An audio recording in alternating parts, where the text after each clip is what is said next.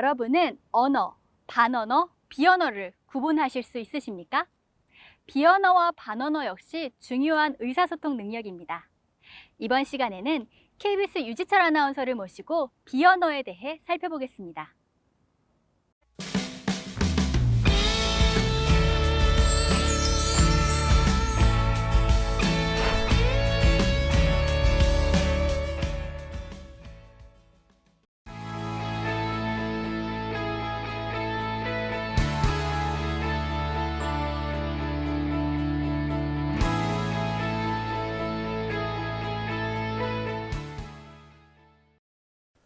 안녕하세요. 반갑습니다. KBS 아나운서 유지철입니다.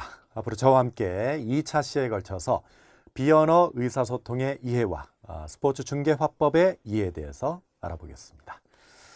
이번 시간에는요, 스피치 커뮤니케이션의 중요한 요소, 바로 비언어 의사소통에 대해서 살펴보겠는데요. 비언어 의사소통은요, 메시지를 전달하는 데 있어서 언어적인 내용보다 더 큰 영향을 미칠 수가 있습니다. 하지만 사람들은요, 일상생활에서 말을 할 때 무슨 말을 해야 할지에 해당하는 언어의 내용에 대해서만 의식을 하고 어떻게 말해야 할지에 해당하는 비언어 의사소통에 대해서는 제대로 의식을 하지 않고 말하는 경우가 많죠. 오늘 이 시간을 통해서 비언어 의사소통, 그중에서도 준언어란 무엇인가에 대해서 알아보고요. 준언어의 구성 요소들과 각 구성 요소들을 어떻게 활용해서 말을 해야 하는지에 대해서 공부해 보도록 하겠습니다. 메라비언과 페리스는요, 상대방의 태도를 형성하는 데 있어서 언어, 목소리, 얼굴 표정, 이 세 가지의 상대적인 효과를 측정해서 공식을 개발했습니다. 바로 그 공식이요. 자, 태도가 변화되는 것을 1이라고 했을 때 언어는 0.07, 목소리는 0.38, 얼굴 표정은 0.55의 영향을 미친다는 공식을 개발했습니다. 이 공식에 따르면요, 커뮤니케이션에서 언어 자체, 말 자체 효력은 단 7%에 불과하고요. 목소리의 효력이 38%, 얼굴 표정의 효력이 55%에 달해서 이 목소리인 준언어, 그리고 얼굴 표정인 몸짓 언어를 합친 비언어의 효력이 93%에 달할 정도로 비언어의 비중이 크다고 했습니다. 자, 말란드로와 바커에서는요, 커뮤니케이션의 형태를 언어를 사용하는지 여부에 따라서 언어적 형태, 비언어적 형태로 나누고요. 또 이것을 다시 음성을 사용하는지 여부에 따라서 음성적 형태, 비음성적 형태로 나누어서요. 언어적, 음성적 형태, 비언어적, 음성적 형태, 그리고 언어적, 비음성적 형태, 비언어적, 비음성적 형태, 이렇게 네 가지 커뮤니케이션 형태로 구분을 했습니다. 자, 커뮤니케이션의 언어적, 음성적 형태부터 알아볼까요? 이건 우리가 상대방과 커뮤니케이션 할 때 실질적인 그 말의 내용에 해당하는 언어를 말합니다. 예를 들어서 누군가를 아주 아끼고 사랑할 때 한국어로는 사랑해라고 말하지만 영어로는 어떻게 이야기하죠? I love you라고 이야기하죠. 프랑스어로는 je t'aime, 중국어로는 wo aimi, 그리고 일본어로는 아이시다루 이렇게 이야기를 합니다. 이런 말들이 바로 커뮤니케이션의 언어적, 비언어적, 음성적 형태가 되겠고요. 자, 두 번째, 커뮤니케이션의 비언어적, 음성적 형태. 이건 뭘 말할까요? 자, 음성적인 형태 중에서 언어를 제외한 말의 억양, 말의 강세, 속도, 휴지, 이렇게 언어가 음성으로 표현되는 방식, 바로 형식을 말하는 것입니다. 우리가 사랑해라고 이야기를 할 때 진심으로 사랑의 감정을 담아서 말하는 사랑해라는 말과 사랑의 감정을 전혀 담지 않고 마지못해 말하는 사랑해라는 의미는 서로 다를 수밖에 없겠죠. 이렇게 사랑의 감정을 억양과 강세, 속도, 휴지 이런 양식을 사용해서 음성으로 표현하는 방식, 이걸 준언어, 영어로는 패러랭귀지라고 이야기를 합니다. 자, 커뮤니케이션의 세 번째 형태는 어떤 걸까요? 바로 언어적 비음성적 형태인데요. 대표적인 게 바로 청각장애인들의 언어, 수어를 말합니다. 수어는 음성으로 표현되지 않았을 뿐이지 그 자체가 하나의 언어로서 의미와 문법을 가지고 있는데요. 예를 들면서 우리가 수어로 사랑해라고 할 때는 왼손을 주먹을 쥐고 오른손을 그 주먹 위에 대고 이렇게 오른쪽으로 돌리면 이게 사랑해라는 언어가 되겠습니다. 자, 끝으로 커뮤니케이션의 네 번째 형태, 바로 비언어적, 비음성적 형태입니다. 이건요, 음성을 제외하고 언어를 전달하는 데 있어서 사용되는 얼굴 표정, 또 자세, 시선, 그리고 동작, 그리고 공간이나 물체를 이용하는 것, 그리고 신체의 거리, 그리고 의복, 의상, 그리고 헤어스타일, 이런 몸짓 언어를 통칭해서 이야기를 하는 것입니다. 우리가 사랑해라고 말을 할 때 옷을 좀 잘 차려입고 손에는 장미 꽃다발을 들고 또 사랑의 감정을 담은 얼굴 표정과 시선을 짓고 또 상대방을 끌어안아서 신체 거리를 최대한 좁히는 이런 동작이 바로 사랑을 표현하는 몸짓 언어라고 할 수가 있겠습니다. 자, 그 중에서 이제 준 언어는요, 제가 두 번째로 설명을 드렸죠. 언어적인 메시지 내용을 어떤 식으로 전달하느냐, 바로 그 말하는 방식이 되겠습니다. 그래서 언어적인 내용과는 분리되어 있지만 그 언어적인 내용의 의미를 강조하거나 또 감정을 표현하는 음성적인 요소다, 이렇게 정의를 할 수가 있겠습니다. 준 언어에는 구성 요소들이 많습니다. 억양이 있고요, 강세가 있습니다, 휴지가 있고 조음 속도, 장단음, 그리고 발음 등이 있는데요. 자, 그렇다면 각 구성 요소별로 한번 우리가 알아보도록 하겠습니다. 억양입니다. 억양은요, 어떻게 정의를 내리냐 하면 연속된 말에서 목소리의 음높이에 일어나는 변화, 그리고 목소리의 음높이가 엮어내는 말의 가락, 스피치 멜로디, 이렇게 정의를 할 수가 있습니다. 자, 억양은 단순한 음높이의 변화를 의미하지는 않고요. 이런 음높이의 변화가 그 사회에서 통용되는 일정한 유형을 가지고 있어야 됩니다. 그리고 그 유형에는 일정한 의미가 부여되어 있습니다. 실제로 억양을 어떻게 활용하느냐에 따라서 문장의 의미가 완전히 달라지는데요. 예를 들어서 우리가 갔어라는 말을 이제 내림조로 말할 때, 반내림조로 말하면 이렇게 갔어라고 말하면 그냥 보통 서술문이 되고요. 완전 내림조로 갔어 이렇게 말하게 되면 감정이 섞인 서술문이 되죠. 그리고 음높이를 약간 올렸다가 내리는 올림 내림조로 갔어, 갔어 이렇게 말하면 사실을 확인하는 그런 사실 확인투의 서술문이 되겠습니다. 자, 또 이제 올림조로 말할 때로 알아볼까요? 갔어를 반 올림조로 말하면 갔어 이렇게 하면 보통 의문문이 되겠죠. 그런데 완전 올림조로 갔어? 라고 하면 확인을 하는 확인 의문문이 되겠습니다. 그리고 음높이를 내렸다가 올리는 내림 올림조로 갔어? 라고 말하면 놀라움을 표시하는 의문문이 되는 것입니다.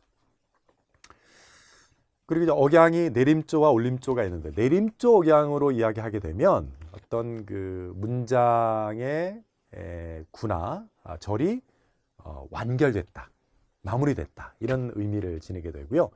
오름조 억양으로 이야기하게 되면 문장 내 어절이나 구나 절이 이렇게 완결되지 않고 계속해서 이어진다는 것을 나타내는 의미를 가지고 있습니다. 우리가 처음에 이제 문장을 낭독할 때 대개 보면 그 각 구나 절의 끝 억양을 모두 내리거나 또는 올리는 이런 경향이 있는데요. 문장의 내용과 의미에 맞게 내림조와 오름조 그리고 평탄조의 이런 억양 변화를 적절히 조절해서 낭독을 하게 되면 훨씬 세련되게 문장을 낭독할 수가 있습니다. TTS와 아나운서가 문장을 낭독할 때 이런 억양에서 어떤 차이가 있는지를 비교해 봤는데, TTS는 텍스트 투 스피치의 약자입니다. 문장을 컴퓨터에 입력하면 컴퓨터가 사람의 음성으로 문장을 읽어주는, 요즘 안내방송에서 TTS 음성을 많이 들을 수가 있죠. 자, 이 TTS의 합성음과 아나운서의 실제 음성을 좀 비교를 해봤습니다. 그런데 이제 억양을 비교해 봤는데요. 자, 보시면 남자 TTS, 남자 음성 합성기의 억양인데 전체적으로 음높이를 많이 변화시키지 않고 거의 평탄조로 낭독하는 것을 알 수가 있습니다. 억양의 변화가 거의 없죠. 그리고 각 운율구라는 것은 이제 끊어읽기 단위가 되겠는데요. 이제 끊어읽기 단위의 각 운율구의 마지막을 전체적으로 이렇게 계속해서 내리는 이렇게 단조로운 낭독을 하고 있다는 것을 제가 확인을 했습니다. 네, 다음은 여자 TTS의 억양 곡선을 보겠습니다. 여자 TTS는요, 각 운율구에 처음에 시작하는 부분과 끝나는 부분, 각 운율구의 시작 부분과 끝 부분, 각 운율구의 시작하는 부분과 끝 부분이 모두 어떻게 되어 있습니까? 오름조. 모든 억양들을 오름조로 계속해서 반복하는 그런 특징을 확인할 수가 있습니다. 특히나 여자 TTS는 뭐 법원은 잔인한 방법으로 행위만 왔습니다. 이런 조사나 어미, 의미가 없는 이런 조사나 어미까지 끝을 모두 올려서 오름조로 낭독하는 특징을 확인할 수가 있습니다. 자, 남자 아나운서의 억양곡선인데 남자 아나운서의 억양곡선을 보면 각 운율구의 시작하는 부분은 이렇게 오름조로 낭독하지만 마치는 부분, 그동안은 오름조로 하지만 법원은 내리고요. 공개된 장소에서 한 운율구에서 시작하는 부분은 오름조로 낭독하지만 장소에서 이렇게 운율구가 마치는 부분에서는 내림조로 이렇게 오름조와 내림조를 적절히 안배해서 억양의 변화를 줘서 뉴스를 낭독하는 특징을 확인할 수가 있습니다. 이 오름조 억양은 진술이 문장이 끝나지 않고 각 구가 끝나지 않고 더 이어진다는 것을 나타내고 내림조 억양은 그 구나 절이 끝난다, 완결된다 이런 의미를 지닌다고 했는데요. 이 남자 아나운서는 문장 내 각 운율구를 시작할 때는 오름조로 그런 미완의 뜻을 나타내서 청자의 주의를 끌었고요. 운율구가 끝날 때는 내림조로 낭독해서 운율구가 완결된다, 마무리된다는 것을 나타냈습니다. 여자 아나운서의 억양곡선도 보시면 남자 아나운서의 억양곡선과 거의 비슷하게 각 운율구가 시작할 때는 오름조로, 끝날 때는 내림조로, 운율구가 시작할 때는 오름조로, 끝날 때는 내림조로 이렇게 억양을 변화를 줘서 낭독을 하는 것을 확인할 수가 있습니다. 자, 다음을 볼까요? 네, 이어서 준언어의 구성 요소 중에 강세에 대해서 공부해 보도록 하겠습니다. 강세는요, 음성이 연속될 경우에 강조나 대조를 위해서 어느 음절이나 단어를 강하게 발음하는 것, 이렇게 정의를 내릴 수가 있겠는데요.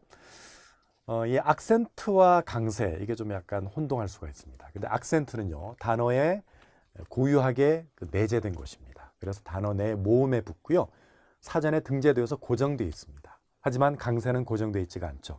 음절이나 단어 어디에나 붙을 수가 있고 고정되어 있는 것이 아니라 강조나 대조를 위해서 임의로 어디에나 붙일 수가 있다는 그런 특징이 있습니다. 말을 할 때는요, 자신이 강조하고자 하는 중요한 단어에 강세를 줘서 말을 해야 되겠죠. 네. 특히나 이제 방송을 할 때 훌륭한 방송인은 그냥 원고를 읽는 것이 아니라 그냥 낭독하는 것이 아니라 그 작가의 의도에 맞게 분위기를 파악해서 원고의 핵심 내용, 핵심 단어를 찾아서 그 핵심 단어에 강세를 두고 낭독을 해야 되겠습니다. 자, 강세가 어디에 주어지느냐에 따라서 문장의 의미가 좀 달라질 수가 있어요. 예를 들면 준영이가 오늘 학교에 오지 않았어요 라는 문장을 낭독할 때 이 준영이가 이 주어에 강세를 주어서 낭독을 하게 되면 준영이가 오늘 학교에 오지 않았어요 이렇게 낭독을 하면 오늘 학교에 오지 않은 사람은 영이나 민수가 아닌 준영이에요 라는 의미가 되고요. 또 오늘의 강세를 줘서 낭독을 하게 되면 준영이가 오늘 학교에 오지 않았어요 하면 준영이가 학교에 오지 않은 날은 어제가 아닌 바로 오늘이에요 라는 의미가 되는 것이죠. 그리고 학교에 라는 단어에 강세를 줘서 준영이가 오늘 학교에 오지 않았어요 라고 이야기를 하게 되면 준영이는 학교가 아닌 다른 어떤 곳에 갔다 이런 의미가 되는 것이죠. 네. 또 예를 들어서 밤늦게 집에 돌아온 남편에게 아내가 이렇게 이야기합니다. 당신은 오늘 밤에 늦었군요 라고 말할 때 늦었군요 라는 단어에 강세를 둬서 당신은 오늘 밤에 늦었군요 라고 이야기하게 되면 좀 놀라는 의미가 되겠죠. 그리고 단순히 늦은 이유에 대해서 질문하는 그런 의미가 되겠습니다만 당신은 이라는 말에 강세를 둬서 당신은 오늘 늦었군요 이렇게 하게 되면 어떤 의미가 될까요? 좀 짜증을 나타내는, 맨날 늦었다는 것이 당신은 어떻게 맨날 늦어 이런 의미가 된다는 것입니다. 자, TTS와 아나운서가 같은 내용의 뉴스를 낭독할 때 이 강세에서 어떤 변화가 있는지를 비교해 봤는데요. 자, 먼저 여자 TTS의 강도 곡선을 보시면요. 개도사를 금지하는 법 개정이 이루어져야 합니다라는 문장에서 여자 TT에서는 각 단어들을 거의 일정한 강도로 낭독하는 특징을 확인할 수가 있습니다. 여기서 금지하는이 핵심 단어가 될 수가 있겠는데요. 금지하는의 낭독 강도가 70.61dB이었는데 이루어져야 합니다에서 져야 합니다는 의미가 없는 정보를 가지고 있지 않은 단어인데 이 져야 합니다를 낭독할 때 강도도 68.74dB, 거의 금지하는의 강도와 큰 차이가 없이 일정하게 강도가 유지되는 특징을 확인할 수가 있고요.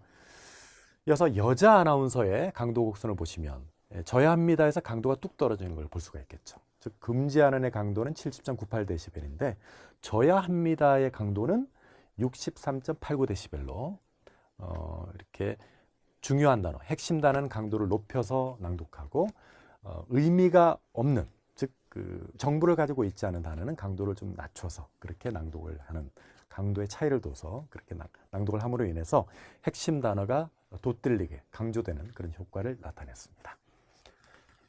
자, 다음을 보실까요? 준 언어의 다음 구성 요소는 이제 휴지입니다. 휴지는요, 말을 전개하는 중에 잠시 쉬었다가 다음 말을 진행하는 방식이 되겠습니다. 그래서 말과 말 사이에 쉼을 갖는 것이다, 이렇게 정의를 할 수가 있겠는데요. 문장 내에서 우리가 끊어 읽지 말아야 할 곳에서 끊어 읽거나 또는 끊어 읽어야 할 곳에서 끊어 읽지 않으면 아주 부자연스럽게 들릴 수가 있습니다. 그리고 끊어서 읽는다고 해도 끊김의 정도를 너무 부적절하게, 너무 길게 하거나 너무 짧게 끊어 읽게 되면 또 부자연스럽게 들리겠죠. 네. 근데 우리가 화법에서 휴지는 쉼표와 일치하지 않습니다. 화법에서는 이 쉼표 자리에서만 휴지를 하는 것이 아니고요. 화자가 판단해서 이 사고, 생각의 덩어리별로 휴지를 주는데요. 어느 위치에서 휴지를 하느냐에 따라서 의미의 차이가 또 나타날 수가 있습니다. 자, 그리고 휴지 시간과 관련해서도요. 단어와 단어 또는 구와 구, 절과 절, 문장과 문장 사이에서 휴지를 해줘야 되는데 이렇게 구성 단위에 따라서 휴지 시간도 좀 달라집니다. 즉, 단어와 단어 사이에서는 짧게 휴지를 해줘야 되겠고 구성 단위가 점점 커질수록 구나 절, 문장으로 커질수록 쉬는 시간, 휴지 시간이 좀 더 길어져야 되겠죠. 네. 자, TTS 아나운서가 같은 동일한 내용의 뉴스를 낭독할 때 이 휴지 시간에서 어떤 차이가 있는지를 봤는데, 먼저 남자 TTS는 각 운율구 사이를 어떻게 동일한 시간 0.26초로 일정한 시간으로 휴지를 했습니다. 다만 이제 문장과 문장 사이에만 좀 길게 휴지를 했을 뿐 문장 내에서 각 운율구 사이의 휴지 시간은 0.26초로 일정하게 낭독을 했습니다. 반면에 남자 아나운서는 어떤가요? 문장 내 각 운율구 사이의 휴지 시간이 좀 다르죠. 0.08초, 0.23초, 0.25초, 그리고 0.06초 이렇게 문장 내 각 운율구 사이 휴지 시간이 좀 차이가 있었습니다. 이렇게 남자 아나운서는 좀 운율구가 길면 긴 운율구 뒤에서는 좀 길게 휴지 시간을 뒀고요. 짧은 운율구 뒤에서는 짧게 이렇게 휴지 시간을 두는 등 이렇게 운율구의 길이에 따라서 휴지 시간의 차이를 둬서 뉴스를 낭독했습니다. 자, 그리고 문장 내에서 어디에 휴지를 두는가에 따라서 문장의 의미가 좀 달라질 수가 있는데요. 아버지 가방에 들어가신다는 아버지께서 가방 속에 들어가신다라는 의미가 되겠고요. 아버지가 방에 들어가신다는 아버지께서 방에 들어가신다라는 의미가 됩니다. 그리고 아버지 가방에 들어가신다는 어떤 의미가 되죠? 누군가가 아버지 소유의 가방 속에 들어가신다, 이런 뜻이 되는 것입니다. 이렇게 똑같은 음절이라고 하더라도 어떻게 묶이는가, 어떻게 휴지 패턴을 갖는가에 따라서 서로 다른 의미를 가진 말로 해석이 될 수가 있겠습니다. 자, 오늘 아이가 아프다라는 문장을 만약에 오늘 아이가 아프다라고 휴지를 하게 되면, 끊어읽기를 하게 되면 오늘 아픈 것은 바로 아이라는 뜻이 되겠죠. 하지만 오늘 이가 아프다 하게 되면 오늘 아픈 것은 바로 이가 아프다는 의미가 되겠죠. 그리고 늘 아이가 아프다라고 하게 되면 아이가 늘 아픈 것이 유감이다, 이런 의미가 되겠고요. 늘 이가 아프다 하면 이가 늘 아픈 것이 유감이라는 그런 의미가 되겠습니다. 자, 이렇게 끊어읽기에서는 어느 위치에서 끊어읽느냐에 따라서 문장의 의미가 달라지는데요. 자, 남자 TTS 뉴스 낭독에서 끊어읽기 오류가 발견이 됐습니다. 실험 문장에서 여기서 보면 예외적으로 도살이 가능한 경우를 제외하고 임의로 동물을 죽이는 행위를 여기서 끊어읽어야 되는데 죽이는 다음에 잘못 끊어읽는 것이 확인이 됐죠. 네, 그렇습니다. 여자 TTS에서도 역시 끊어읽기 오류가 발견이 됐는데요. 공개된 장소에서 여기서 끊어읽고 잔인한 방법으로 동물을 죽이는 행위만 이렇게 묶어줘야 되는데 휴지를 이쪽에서 하지 않고 이쪽에서 잘못 끊어읽은 것을 확인할 수가 있습니다. 다음 이제 조음 속도, 준 언어의 구성 요소 중에서 조음 속도에 대해서 알아볼게요. 조음 속도. 이 속도도 상당히 준 언어의 구성 요소에서 중요한 의미를 가집니다. 특히나 이 조음 속도에 따라서 청취자들의 그 청취 소감이 좀 다른데요. 예를 들면 1분당 300음절 이하의 속도로 뉴스를 낭독하게 되면 좀 활력이 없고 좀 느리게 그렇게 감지가 되고요. 1분당 350음절 정도의 속도로 낭독을 하면 좀 차분하다는 인식과 함께 뉴스 이해도가 상당히 높았습니다. 하지만 1분에 400음절 내외 속도로 낭독하게 되면 빠르다라는 느낌, 그리고 음가가 탈락되고 왜곡되는 현상이 나타나면서 내용 파악에 어려움을 겪게 됐습니다. 그리고 속도의 차이로 새가 울고 있을 때 나와 새의 거리 차이를 나타낼 수가 있는데요. 저기에라고 일반적인 속도로 말하면 새가 나와 아주 가까운 거리에 있음을 나타내지만 저기에라고 천천히 말하면 어떨까요? 새가 나와 먼 거리에 있다는 것을 나타낸다고 할 수가 있겠습니다. 그리고요, 아이에게 엄마를 얼마만큼 사랑하느냐 이렇게 물었을 때 아이가 양팔을 벌리고 일반적인 속도로 이만큼이라고 말할 때와 천천히 이만큼이라고 말할 때는 그 사랑의 크기에 차이가 있다고 할 수가 있겠습니다. 이렇게 방송 원고를 낭독할 때도 문장 안에서의 그 단어의 낭독 속도가 좀 달라져야 됩니다. 그래서 작가의 의도 그리고 원고의 내용에 따라서 달라져야 되는데요. 원고의 핵심 단어를 낭독할 때는 페이스에 변화를 줘서 좀 더 느리고 신중하게 정독을 할 필요가 있겠습니다. 자, TTS와 아나운서가 동일한 뉴스를 낭독할 때 이 조음 속도에 어떤 차이가 있는지를 알아봤는데요. 남자 TTS는 조음 속도 보시죠.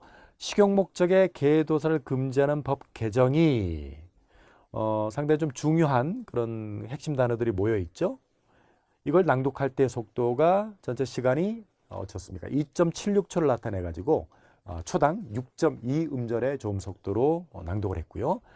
이루어져야 합니다. 이루어져야 합니다는 그렇게 중요한 의미가 있지가 않습니다. 하지만 이 단어를 낭독할 때 시간은 1.07초였는데요. 초당 6.5음절, 즉 앞에 중요한 정보를 가지고 있는 단어를 낭독할 때 조음 속도와 중요한 정보를 가지고 있지 않은 단어들 낭독할 때 조음 속도의 차이가 그렇게 변화가 크지가 않았습니다. 반면에 남자 아나운서는 이렇게 중요한 단어를 낭독할 때는 2.64초를 기록했죠. 초당 6.4음절이었는데 뒤에 이루어져야 합니다. 중요하지 않은 단어를 낭독할 때 조음 속도는 0.82초, 초당 8.5음절, 좀 빠르게 낭독을 하는 특징을 볼 수가 있겠는데요. 중요한 단어는 좀 천천히 낭독하고 중요하지 않은 단어는 빠르게 낭독하는 그런 차이를 확인할 수가 있습니다. 자, 다음 준 언어의 구성 요소 중에 장단음에 대해서 알아보겠습니다. 이 장단음, 국어에서 모음에 기르는 변별 기능을 가지고 있습니다. 그래서 장단음에 의해서 어휘의 의미가 구별되는 말들이 많이 있는데요. 자, 예를 들어서 밤나무 열매, 밤은 어떻게 합니까? 모음 아를 길게 발음하죠. 하지만 해가 져서 어두워지는 밤은 모음 아를 짧게 발음해서 의미를 구별합니다. 자, 우리가 장단음으로 의미가 구별되는 말들, 또 다른 단어들을 좀 알아볼까요? 자, 이 간이 맞다, 간이 짜다 할 때는 단음으로 짧게 발음하지만 사람의 간은 어떻게 발음하죠? 장음으로 길게 발음합니다. 그리고 먹는 굴은 짧게, 동굴을 뜻하는 굴은 길게, 사람의 눈은 짧게, 그리고 하늘에서 내리는 눈은 길게, 사람의 발 짧게, 그리고 커튼을 뜻하는 발은 길게 발음하고요. 새롭다의 새는 짧게, 새를 뜻하는 날아다니는 새는 길게 발음하고, 종, 씨앗을 뜻하는 종은 짧게 발음하지만 노예를 뜻하는 종은 또 길게 발음하게 되겠습니다. 다음으로 넘겨볼까요? 네.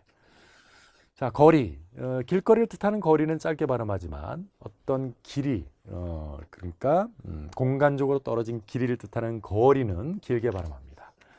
그리고 육체에 상처를 주거나 어떤 그 아픔을 줘서 신문하는 것은 고문, 짧게 발음하지만 옛날 문장, 옛날 문서를 뜻하는 고문은 길게 발음하고요.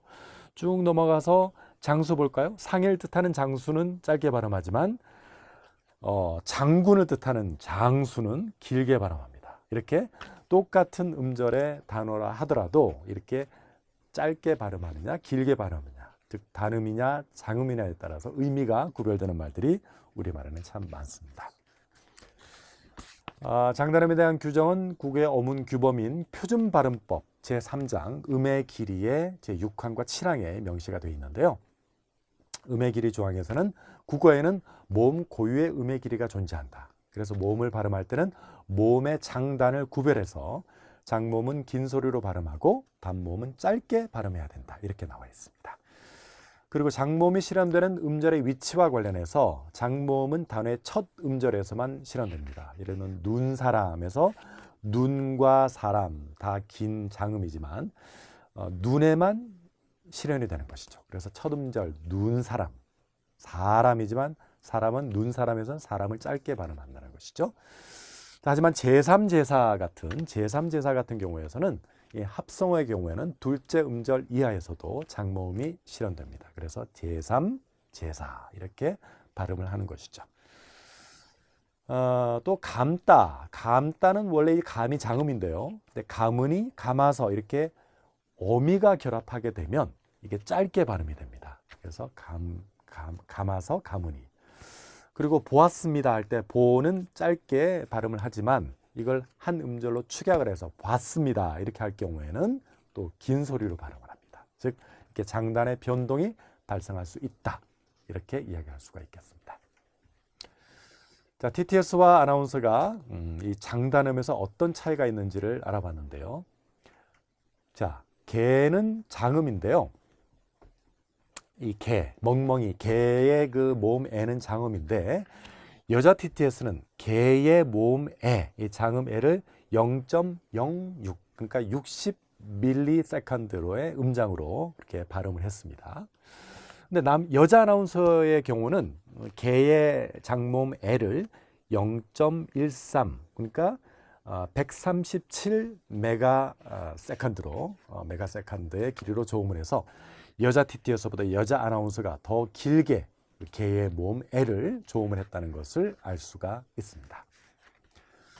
자, 그리고 화자별로요. 장모음과 단모음 간의 장단음 상대값, 장단음의 상대값을 조사해 봤는데 남자 TTS와 여자 TTS는 장단모음 간의 장단음 상대값이 1.01로 장모음과 단모음의 음장 차이가 거의 없이 낭독한 반면에 남자 아나운서는 1.68, 여자 아나운서는 1.51, 즉 남자 아나운서는 장음을 단음보다 1.68배 더 길게 발음했고 여자 아나운서는 장음을 단음보다 1.51배 더 길게 발음을 했습니다. 자, 끝으로 준언어의 구성 요소 중에서 발음에 대해서 알아보겠습니다. 먼저 발음을 알아보기 전에 어떻게 해서 소리가 만들어지는지, 음성이 만들어지는 그 과정을 좀 보겠습니다. 호흡기관인 폐로부터 이제 기류, 숨이 나오게 되죠. 근데 이 숨이 발성기관인 성대의 진동에 의해서 소리로 만들어집니다.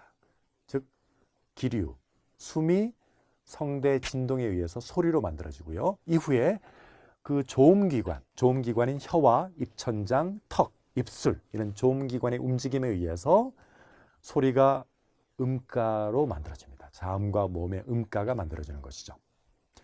이 자음과 모음의 음가 중에서 정확한 발음을 좌우하는 것은 바로 모음의 음가인데요. 이 모음은요, 혀의 높이, 그리고 혀의 위치, 입술 모양에 따라서 모음의 음가가 결정이 되는데요. 아, 에, 어 이런 개모음이라고 합니다. 이런 계모음은 혀의 높이를 낮춰서 턱을 벌리고 발음하죠. 하지만 이나 위, 으, 우 이런 폐모음들은 혀의 위치를 높여서 턱을 닫고 발음을 합니다. 음성 분석을 할 때 포먼트라는 용어가 있습니다. 포먼트는요, 소리를 낼 때 턱과 혀 이런 조음기관의 위치 그리고 조음기관의 움직임을 파악해서 수치로 나타내는 것인데요. 제1포먼트, 제2포먼트, 제3, 제4포먼트까지 있습니다. 그 중에서 제1포먼트는요, 턱의 열림 정도를 나타내서 입을 많이 벌릴수록 수치가 높아지고 입을 다물수록 수치가 낮아지는 특징이 있습니다. 화자별로 TTS와 아나운서, 이 아, 어, 에 이렇게 입을 벌려서 발음해야 되는 계모음을 발음할 때 제1포먼트 값이 어떤지를 비교해 봤는데요. 먼저 남녀 아나운서의 제1포먼트 값이 남녀 아나운서의 제1포먼트 값이 남녀 TTS의 제1포먼트보다 수치가 좀 더 높게 나타났습니다. 보시면 남자 아나운서는 784였는데 남자 TTS는 629죠. 남자 아나운서가 남자 TTS보다 더 높았고요. 여자 아나운서는 726이었는데 여자 TTS는 659. 특히나 아 모음을 발음할 때 제1포먼트 평균값이 여자 아나운서가 여자 TTS보다 더 높았습니다. 즉 남녀 아나운서가 남녀 TTS보다 더 턱을 더 많이 열고 입을 더 크게 벌려서 계모음들을 발음했다는 것이죠. 반면에 남녀 TTS는 남녀 아나운서보다 입을 덜 벌려서 계모음들을 발음하는 특징을 확인할 수가 있었습니다. 우리가 정리를 해보면요. 남녀 아나운서는 뉴스를 낭독할 때 문장의 내용 그리고 의미에 따라서 억양과 강도, 휴지 시간, 조음 속도, 장단음 이런 준언어의 구성 요소들의 변화를 줘서 낭독을 했죠. 그래서 뉴스의 핵심 내용들이 돋들리게 했고요. 뉴스의 주장이 잘 드러나도록 하는 효과를 나타냈습니다. 또 남녀 아나운서는 각 운율구 사이의 휴지 빈도, 휴지 시간을 남녀 TTS보다 좀 더 자주 그리고 더 길게 줘서 뉴스를 낭독했고요. 또 입을 벌려서 발음해야 되는 계모음들을 발음할 때 TTS보다 입을 더 크게 벌려서 발음을 했습니다. 그래서 청자들이 뉴스 해설의 내용을 잘 이해하도록 낭독하는 효과도 함께 나타냈습니다. 반면에 남녀 TTS는 억양과 강도, 휴지 시간, 조음 속도, 장단음 이런 준언어의 구성 요소들에 큰 변화를 주지 않고 좀 기계적으로 일정한 방식으로 뉴스를 낭독했죠. 그래서 뉴스의 핵심 내용들이 돋들리지가 않았고요. 그리고 남녀 TTS는 하나의 단어로 이어서 읽어야 할 운율구의 중간에 경계를 잘못 부여해서 끈을 읽는 그런 오류가 있었고요. 또 입을 벌려서 발음해야 되는 계모음들을 발음할 때 남녀 아나운서보다 입을 덜 벌려서 발음하는 특징을 확인할 수가 있었습니다. 자, 준언어의 구성 요소들 잘 활용해서 문장을 낭독하거나 또 말을 하게 되면 말의 핵심을 강조하게 돼서 듣는 사람이 말의 내용을 훨씬 잘 이해할 수가 있습니다. 앞으로는 문장을 낭독할 때 또 말을 할 때 아나운서처럼 억양과 강도, 휴지 시간, 조음 속도, 장단음 여기에 변화를 줘서 말을 하고 또 운율구 사이를 정확하게 끊어 읽는 연습을 하시기를 바라겠습니다. 또 입을 벌려서 발음해야 되는 계모음들을 발음할 때 입을 크게 벌려서 정확하게 발음하시기를 바라겠습니다. 다음 시간에는요, 스포츠 중계 화법에 대해서 알아보겠습니다. 여러분 수고 많으셨습니다. 감사합니다.